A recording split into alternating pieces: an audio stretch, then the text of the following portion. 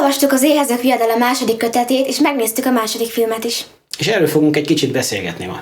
Tartsatok velünk!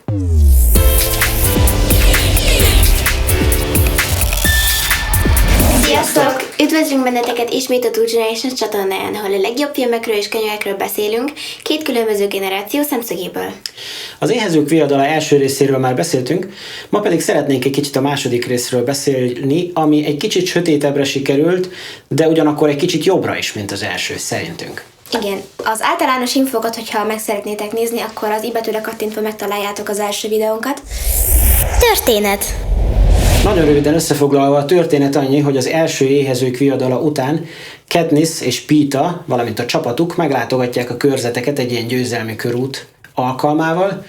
A Snow elnök pedig egyre nagyobb veszélyt sejt Katnissben, mivel az emberek az előző rész végén történt bogyós jelenet miatt, amikor is ugye mind a kettőjüket kellett kikiáltsák győztesnek, az emberek ezt lázadásként tekintették a Kapitólium ellen, és elkezdtek lázongani. És Snow elnök pedig egyre jobban fél Katniss-től és Peetától, és ezért kitalálja Plutarkkal közösen, hogy a következő Éhezők viadala, ami pont a 75. Éhezők viadala lesz. Nem kitalálják, hanem húzzák, mert az a nagy mészárlás. Igen, a könyvben húzzák, a filmben kitalálják. Igen? Mivel a könyvben tehát úgy van, hogy úgy tűnik az egész, mintha kihúzná egy dobozból, amit a nagy elődök hagytak hátra, hogy minden 25. évenként a nagy mészárlás egy különleges Éhezők viadala legyen, és akkor minden Éhezők viadalára van egy különleges szabály. Haymitch is egy Éhezők viadalán vett, egy ilyen nagy mészárláson vett részt, ott győzött. Ott ugye az volt a szabály, hogy dupla annyi jelöltöt kellett bevigyenek az arénába, tehát nem igen. 24-et, hanem 48-at. Igen. És mégis megnyerte. És a könyvben megtudjuk azt is, hogy hogyan, a filmben igen. Nem.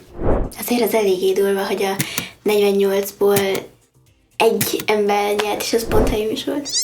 Igen, és megtudjuk a könyvből, hogy a ravasságával. Tehát nem azért, mert nagyon erős, hanem egyszerűen ravasz volt. Nagyon okos volt. Igen. Na most ez megint egy ilyen nagy mészárlás, a 75. évforduló, és itt az a szabály, hogy a régi győztesek közül választják ki a résztvevőket. Ami mindenki felhördül, még a Kapitólium is. Még a Kapitólium közönsége is, mivel sztárként tisztelik, celebekként tisztelik a régi győzteseket, és megszerették őket. Igen. És ők pedig eltervezik, hogy fellázadnak a Kapitólium ellen, amiről Katniss nem tud semmit. Se Peeta. És erről szól gyakorlatilag a film. Ez a második filmnek a története. Ugyancsak egy arénában vannak, de itt már nem annyira az arénában a lényeg. Igen. Tehát a könyvben például körülbelül a könyv 3/4-énél kezdődik el maga amikor az arénában az vannak. Igaz. Igen. Véleményünk. A második film egy picit jobban elkanyarodott a könyvtől néhány dologban. Volt olyan is, amiben jobbnak találtuk a filmet, mint a könyvet, ami ritkaság. Igen. Az első rész amúgy sem kis stílű szereplőgárdájához hozzájött még néhány igencsak nagy név a második részben, akik kulcs szerepet kapnak a történetben. Igen, például Sam Claflin, aki Finniket játszotta. Ő ugye az egyik legfontosabb szereplő volt Katniss és Peeta mellett. És amennyire utáltuk az Enola Holmesban, annyira szerettük az Éhezők viadala 2-ben. Igen. Mondjuk nem utáltuk ottan se, legalábbis. Én igen. Na mindegy. Rajta kívül pedig Jeffrey Wright is játszott benne, aki Beetee-t játszotta, egy ilyen tudóst. Őt a Westworldből ismerhetik egyesek. Rajta kívül pedig Philip Seymour Hoffman is játszott a filmben, aki Plutarch Heavenby szerepét vállalta el.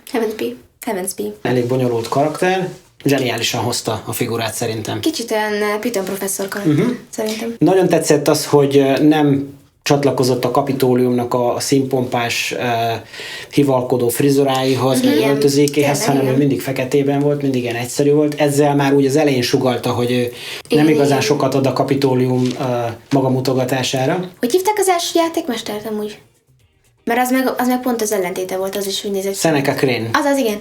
Az is olyan furán nézett ki, olyan fura volt a szakállán, furán volt levágva. Igen. Pont arról beszéltem a Pával az előbb, amikor borotválkozott. Azt mondja, miért nem vágom úgy a szakállam, mint Seneca Crane? Inkább, de... Biztos szép lenne. Nagyon.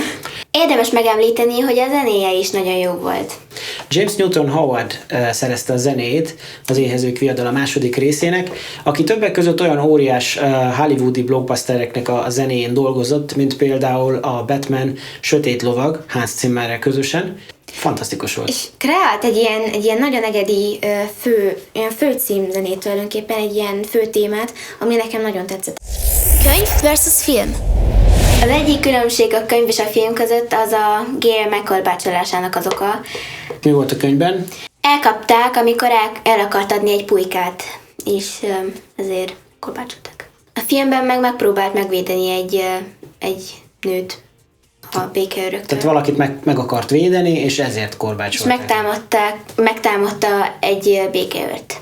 Egy másik jelentős különbség amúgy egyike azoknak, amik úgy vannak, hogy a könyvben meg vannak magyarázva, és a filmben pedig nem annyira világos, hogy miért történik meg. Ez például az, hogy miért akarja Katniss, hogy Peeta élje túl a nagy mészárlást. Ezt a filmben nem igazán magyarázzák meg, a könyvben pedig megmagyarázzák, mégpedig úgy, hogy Katniss rájön, Hogy Peeta az, aki inkább meg tudná kedveltetni magát a tömeggel, mint ő. Igen. ő tud beszélni, tud bánni a szavakkal. Igen. Ez amúgy kiderül mindig a Caesar Flickermannel, hogy hívják Igen. folytatott interjúiban, hogy folyamatosan viccelődnek, nyomják a sót mind a ketten, miközben Katniss meg csak bamban forog a ruhájában, nem igazán tud mit kezdeni Igen. a helyzettel. Ő inkább ilyen visszahúzódó. Igen, és rájön, hogy ez a felkelés, ez bizony tényleg fontos dolog, viszont úgy érzi, hogy ő maga nem tudná ezt, nem tudna egy vezető személyiség lenni ebben a felkelésben, és Peetát látja egy ilyen vezéregyéniségnek, aki a szavaival fel tudja tüzelni a népet, és reményt tud nekik adni, össze tudja őket fogni, és ezért próbálja Haymitch-t meggyőzni, hogy Peetának segítsen elsősorban túlélni a viadalt, és ne neki. És aztán ugyanezt történik meg a végén Finnickkel kapcsolatban, hogy mármint, hogy nem magyarázzák meg, hogy miért próbálja meg, vagy miért akarja először lelőni Finnicket. Katniss a legvégén. Közben meg a könyvben meg volt magyarázva, hogy tehát az volt az oka, hogy először szövetségesek voltak Finnickkel és Johannával, a vége fele pedig ugye ezek az egyességek, ezek a szövetségek nem tudnak végig folyamatosan ott lenni, mivel ugye valakinek meg kell halljon, és ja, csak egy győztes lehet. Ezért mikor Johanna megtámadta Katnisst, aminek viszont oka volt, ő azt hitte, hogy ez azt jelenti... Azt is mondta, hogy mi az oka, mert végül is úgyis spoilerezünk, Tehát az volt az oka, hogy ugye mindenki kapott a kezébe egy ilyen nyomkövetőt a Kapitóliumtól, és Johanna pedig megtámadta Katnisst, hogy kivágja azt a nyomkövetőt a kezéből, de Katniss ezt nem tudta, ő azt hitte, hogy azért támadja meg, mert meg akarja ölni. És hogy... A kamerák előtt amúgy is úgy kellett tegyen, mintha megtámadná, igen. mivel az egész élő közvetítés igen. volt. És azért azt hitte, hogy felbomlott a szövetség, és ezért megtámadta Finnicket. Egy másik dolog, ami nem volt megmagyarázva, az a mennyasszonyi ruha története. Amiből ugye eredetileg 6 készült, és ebből a filmben nem láttunk semmit. Nem, csak egyet. Mert hogy Cinna a tervező, akit Lenny Kravitz alakított, 6 mennyasszonyi ruhát készített el, és a Kapitóliumban egy ilyen nagy szavazás volt, hogy eldöntsék, hogy melyikben lesz Katniss és Peeta esküvője. Igen.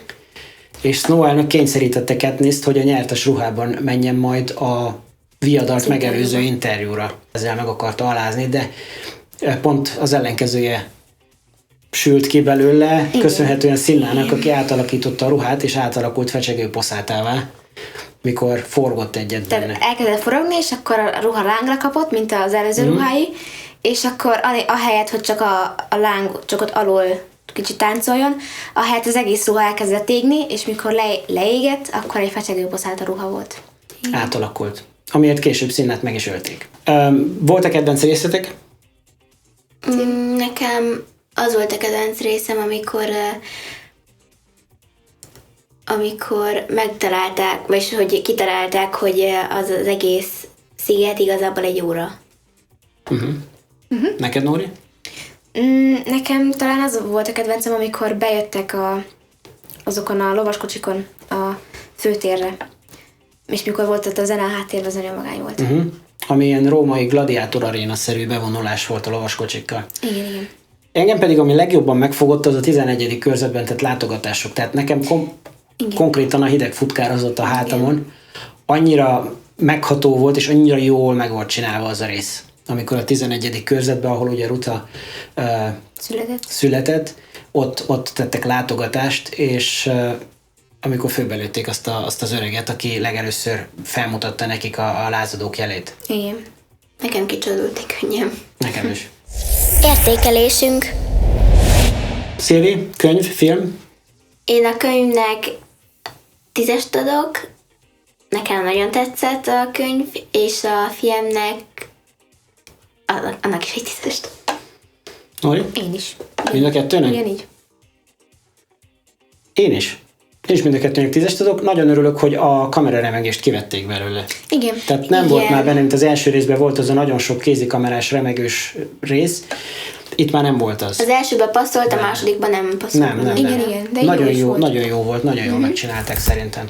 Tehát 10-ből 10. Könyv és film, csak ajánlani tudjuk. Velünk pedig találkozhattok legközelebb itt a Two Generations csatornáján egy újabb videóval. Tartsatok majd akkor is velünk, addig pedig ne felejtsetek el Feliratkozni, lájkolni. megosztani, kommentelni és követni bennünket Buy Me a Cafén, Twitteren és Instagramon. Üdv a családnak, legyetek jók! Sziasztok!